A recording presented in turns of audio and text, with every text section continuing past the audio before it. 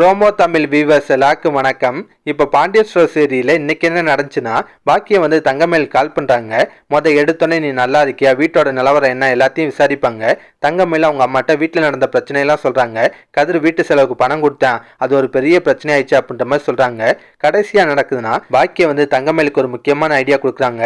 இங்க பாரு மயிலே, நாளைக்கு கொஞ்சம் சித்தி விருந்து வச்சிருக்கா, நீனும் மாப்பிளையும் கண்டிப்பா வரணும். வரும்போது எல்லா நகையும் மறக்காம கொண்டு வந்துரு. நம்ம ஐடியா அப்படி நகையெல்லாம் லாக்கர்ல வைக்க போறேன்னு சொல்லிட்டு இங்கேயே வச்சுக்கலாம் சொல்றாங்க.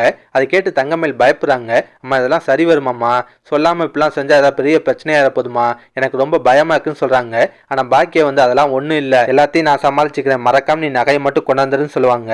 லாஸ்டா நடக்கும்னா, தங்கமேல் வந்து அவங்க அம்மா கொடுத்த ஐடியா படி சரவணன் கால் பண்ணி எங்க சித்தி வீட்டுல விருந்து வச்சிருக்காங்க, நாளைக்கு நம்ம போயிட்டு வரலாமான்னு கேக்குறாங்க. சரவணன் சரின்னு சொல்றாரு. அதுக்கப்புறம் நடக்குதுன்னா, ராஜி வந்து மீனாட்டியும் கோமதிட்டையும் அவங்க பார்ட் டைமா வேலைக்கு போறேன்னு சொல்றாங்க. அதை கேட்ட கோமதி வந்து நீ எதுக்கு வேலைக்கு போனோம், அப்படின்னு அவசியம் வந்துச்சுன்னு கேட்பாங்க. அப்ப ராஜி சொல்றாங்க, அத்தை கதிர் மட்டும் எங்களுக்காக தனியா கஷ்டப்பட்டுட்டு இருக்கேன், அதை பார்க்கும்போது ஒரு மாதிரி இருக்குத்த, நானும் அவனுக்கு ஹெல்ப் பண்றதுக்கு ஏதாவது பண்ண போறேன்னு சொல்றாங்க. அதை கேட்டோன்னே மீனா வந்து பயங்கரமா ராஜியை கிண்டல் பண்ணுவாங்க. லாஸ்டா கோமதி என்ன சொல்றாங்கன்னா, இங்க பாரு ராஜி, நீ வேலைக்கு போவேன்னா சொல்லல, ஆனா வீட்டுல இருந்தே ஏதாவது பண்ணு, வெளியெல்லாம் வேலைக்கு போக கூடாதுன்னு சொல்றாங்க. ராஜியும் வீட்டுல இருந்தபடியே என்ன பண்ண முடியும் யோசிச்சுட்டு இருக்காங்க. ஆளாளுக்கு அதுக்கு ஒரு ஐடியாவும் கொடுத்துட்டு இருப்பாங்க. அப்ப தங்கமேல் தான் சூப்பரான ஐடியா கொடுக்குறாங்க. ராஜி நீ டியூஷன் எடுக்கலாம்ல அப்படின்ற மாதிரி சொல்றாங்க. அதை கேட்ட எல்லாருமே சூப்பர் ஐடியான்னு பாராட்டுறாங்க. இப்பதாங்க ஒரு ட்விஸ்ட் நடக்குது. ராஜி தங்கமேல பார்த்து, அக்கா நான் தனியா டியூஷன் எடுத்தா 10 பசங்களுக்கு தான் எடுக்க முடியும், ஆனா இன்னொரு பேர் இருந்தா 20 பசங்களுக்கு கூட எடுக்கலாம், நீங்க தான் இந்த வீட்டுல நிறைய படிச்சாலே, எம்ஏ இங்கிலீஷ் லிட்டரேச்சர் வேற படிச்சிருக்கீங்க, அதனால நீங்களே என் கூட சேர்ந்து டியூஷன் எடுக்கிறீங்கன்னு கேட்பாங்க. அதை கேட்டோம் தங்கமேலுக்கு பயங்கர ஷாக் ஆகுது. ஐயோ என்னாலாம் முடியாதுப்பா, இதுல எனக்கு அனுபவமே இல்லைன்னு சொல்றாங்க. அதுக்கு மீனா வந்து மயில இதுல என்ன அனுபவம் வேண்டியிருக்கு, சும்மா டியூஷன் எடுங்கன்னு சொல்லுவாங்க. இப்ப தங்கமேலுக்கு எப்படி தப்பிக்கன்னு தெரியல, அதனால மீனாட்ட கோவப்படுறாங்க. ஆமா அந்த டியூஷன்லாம் அப்புறம் இருக்கட்டும், எப்ப பார்த்தாலும் நீ என்னென்ன மயிலு மயிலுன்னு பேர் சொல்லி கூப்பிடுற, நான் உன்னோட வயசுல மூத்தவ, அது இல்லாம இந்த வீட்டோட மூத்த மருமக, என்ன இனிமே ஒழுங்கா அக்கான்னு கூப்பிடுன்னு சொல்லி மீனாவை மாட்டிட்டு அந்த இடத்துல இருந்து எஸ்கேப் ஆயிடுறாங்க.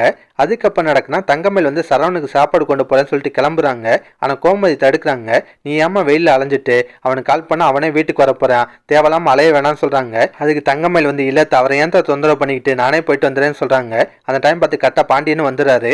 என்ன ஏதுன்னு விசாரிச்சுட்டு கடைசியா தங்கமேல் வந்து சரவணுக்கு சாப்பாடு கொடுக்க அனுப்பி வைக்கிறாரு. அதுவும் ஆட்டோல அனுப்பி வைப்பாரு. தங்கமேல் கிளம்பின பின்னாடி பாண்டியன் வந்து ராஜி மீனாவை வம்புழுப்பாரு. அவங்க தங்கமேல பாராட்டிட்டு, உங்க 2 பேருக்கு இது மாதிரி எனக்கே புருஷனுக்கு சாப்பாடு கட்டிட்டு போகணும்னு தோணுச்சாப்பான்னு கேட்பாரு.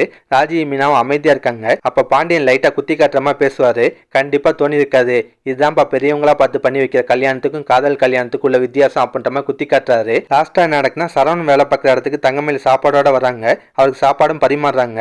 அப்ப அவங்க 2 பேருக்குள்ள சின்ன சின்ன லவ் சீன்லாம் வச்சிருக்காங்க. அதோட சீரியலையும் தொடர முடிச்சிருந்தாங்க.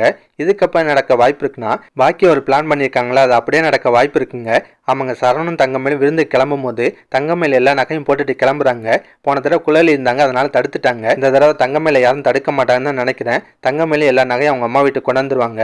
அங்க வந்து நடக்கும்னா, பாக்கியம் வந்து சரவணன் நைஸா பேசுறாங்க. மாப்பிள்ளை எல்லா நகையும் நாங்களே லாக்கர்ல பத்திரமா வச்சுக்கிறோம் அப்படி இப்படின்னு கதை விடுறாங்க. சரவணன் அதுக்கு சம்மதிக்கிறாரு. தங்கமேல அந்த கவரிங் நகையெல்லாம் அவங்க அம்மாட்டே கொடுத்துட்டு வந்துடுறாங்க. வீட்டுக்கு வந்தோன்னா அது ஒரு பெரிய பிரச்சனை ஆகலாங்க.